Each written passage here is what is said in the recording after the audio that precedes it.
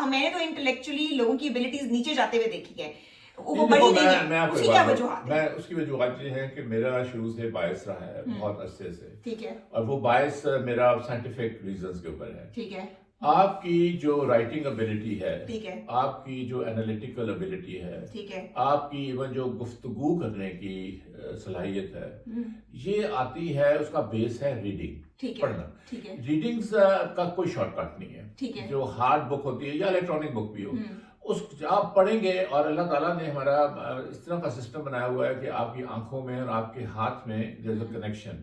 ठीक है, आंखों से मुराद है, जब आप पढ़ते हैं तो वो उसी तरह आप एक्सप्रेस अच्छी तरह कर सकते हैं। ठीक है, तो इसलिए आपने ये देखा होगा कि अमेरिका में भी जब ये बच्चे बहुत ज़्यादा रुझान इनका हो गया था टेलीविजन पे और कैप्सूल नॉलेज देने पे, तो उन्होंने एक रीडिंग का प्रोग्राम शुरू किया था। रिपीट करूंगा, कोई शॉर्टकट नहीं है। ठीक है, इसलिए वो आपके स्टूडेंट्स कभी भी analytical power, writing power, speaking power AI से नहीं सीख सकते। नहीं सीख सकते। उनको हार्ड रीडिंग करनी होगी जो कि आपको किताबों ही से मिलती है। अच्छा।